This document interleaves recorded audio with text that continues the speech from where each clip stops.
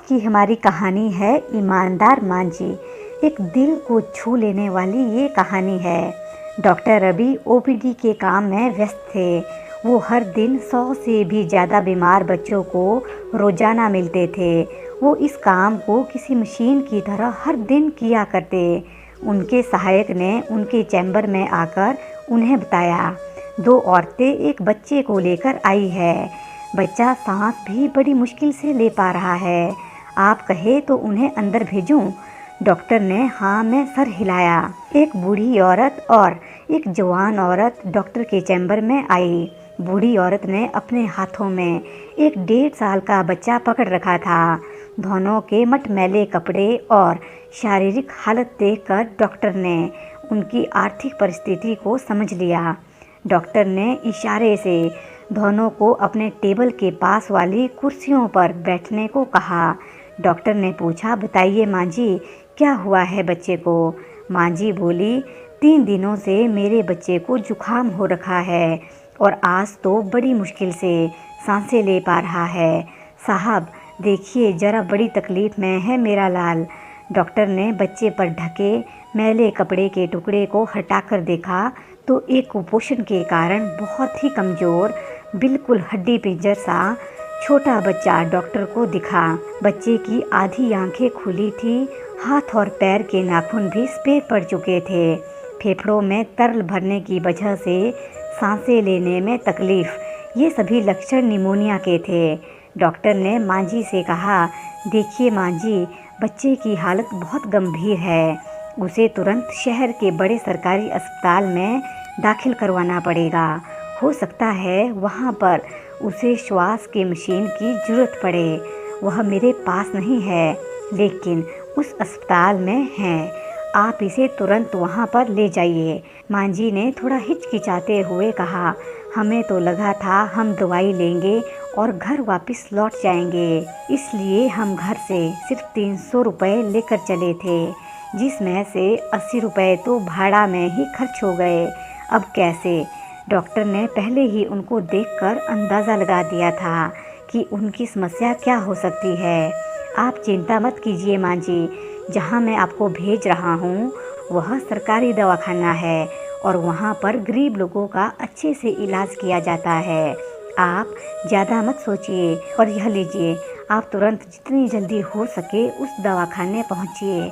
Doctor ने अपनी जेब से 500 रुपये निकाल कर मांझी की तरफ बढ़ाते हुए कहा। मांझी ने डॉक्टर से पैसे लेने से मना कर दिया। उन्होंने कहा, मैं आपसे ये पैसे नहीं ले सकती, उल्टा मुझे आपको पैसे देने चाहिए। आप फिक्र मत कीजिए, हम अभी बस स्टेशन पर जाते हैं, वहाँ पर किसी से संदेशा भिजवाते हैं। इस बच्चे का बाप कुछ ना कुछ करके पैसों का इंतज़ाम कर लेगा। डॉक्टर को मांझी का ऐसा व्यवहार देखकर काफ़ी अचरज हुआ, क्योंकि उन्होंने कई ऐसे लोगों को देखा था जो किसी भी बहाने से पैसे छीनने को तैयार रहते थे, और यह गांव की गरीब मांझी है जिन्हें इन पैसों की इतनी सख्त ज़रूरत है, फिर भी पैसे लेने से मना कर रही है। देखिए मांझी, समझने की कोशिश कीजिए, बच्चे की हालत बहुत गंभीर है। आप बस स्टॉप तक जाएगी, संदेशा भिजवाएगी, बच्चे का बाप कहीं से पैसों का इंतज़ाम करेगा। इन सब में काफ़ी देर हो जाएगी और आपका बच्चा इस स्थिति में नहीं है कि ज़्यादा देर बर्दाश्त कर सके। हो सकता है थोड़े ही सही आपसे बाहर से कुछ दवाएं या इंजेक्शन मंगवाए जाए, तब आपको इन पैसों की ज़रूरत पड़ सकती है। अब ज़्यादा सोचने में समय ना गवाइए, और भी पैसों की ज़रूरत पड़े तो हिचकिचाइएगा नहीं, मेरे पास आ जाइएगा। डॉक्टर ने कहा। दोनों ही औरतें पैसा लेना नहीं चाहती थी, लेकिन उनकी मजबूरी थी या फिर बच्चे की बिगड़ती हालत। उन्होंने बेमन से पैसे ले लिए और अस्पताल की तरफ रवाना हो गए। डॉक्टर रवि फिर से अपनी उसी मशीनी दिनचर्या में लग गए। 3 दिन बाद उनका सहायक फिर से उनके चैम्बर में आया और डॉक्टर से कहने लगा, सर, एक बूढ़ी औरत आपसे मिलना चाहती है। डॉक्टर ने कहा, तो तुमने उन्हें नहीं बताया कि मैं बच्चों का डॉक्टर हूँ? सहायक ने कहा, नहीं सर, आप समझे नहीं। आपको याद होगा कुछ दिनों पहले 2 औरतें एक बच्चे को लेकर आपके पास आई थी। बच्चे की हालत बहुत ख़राब थी। उन्हीं 2 औरतों में से एक है। डॉक्टर रवि अपने रोज़ के बिजी शेड्यूल के चलते इस बात को कब का भुला चुके थे। सहायक के बताने पर उन्हें याद आ गया और उन्हें लगा कि शायद उन्हें और पैसों की ज़रूरत पड़ी होगी, इसलिए आई होगी। उन्होंने उस मांझी को अंदर भेजने के लिए कहा। मांझी चैम्बर में आई। डॉक्टर ने उनसे बच्चे का हालचाल पूछा। मांझी ने अपने हाथ में रखे 500 के नोट को डॉक्टर के सामने बढ़ाते हुए कहा, ये लीजिए साहब, आपके रुपए। इसमें से 1 रुपया भी दवाइयों के लिए इस्तेमाल नहीं हुआ। अस्पताल में पहुंचते ही बच्चे ने दम तोड़ दिया था। उस दिन तो हम लाश लेकर घर चले गए थे और आज जब अंतिम संस्कार हो गया तो आपके पैसे लौटाने आ गई हूँ। बूढ़ी मांझी की बात सुनकर डॉक्टर अचंभित रह गए। वो सोचने लगे कि क्या इस कलयुग में भी ऐसे लोग अभी भी जिंदा हैं, और शायद यही लोग हैं जिनकी वजह से धरती माँ इतना पाप होने के बावजूद सबको मजबूती से थामे हुई है।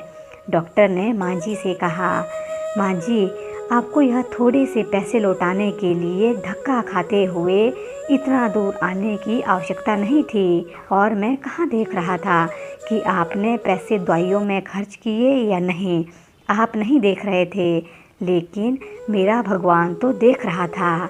मांझी ने अपना पक्ष रखते हुए कहा और पैसे डॉक्टर के टेबल पर रखकर चली गई। झुकी हुई पीठ के साथ चलती बूढ़ी मांझी को देखकर डॉक्टर के दिल में फिर ख्याल आया, पढ़े लिखे भ्रष्टाचारी लोग जो ईमानदारी की बातें करते हैं, उनका बोझा गांव देहात के ये अनपढ़ लेकिन सच्चे ईमानदार लोग उठाते हैं, इसलिए वो झुक गए हैं। दोस्तों, ईमानदारी पर दिल छूने वाली यह कहानी हमें सिखाती है कि पेट भरे होने पर भगवान की भक्ति और ज्ञान की बातें जैसे कोई भी कर सकता है, वैसे ही पैसों के होने पर ईमानदारी की बातें करना कोई बड़ी बात नहीं है। बड़ी बात तब है जब आपके पास सभी चीज़ वस्तुओं की कमी हो और फिर भी आप अपनी नैतिकता पर अड़े रहे। ये थी एक प्रेरणादायक कहानी। आपको कैसी लगी ज़रूर कमेंट बॉक्स में अपनी राय दीजिएगा, और अगर कहानी अच्छी लगी हो तो लाइक, शेयर और सब्सक्राइब करना बिल्कुल भी ना भूलें। अपना ध्यान रखिए, खुश रहिए, मस्त रहिए, हंसते रहिए और हंसाते रहिए।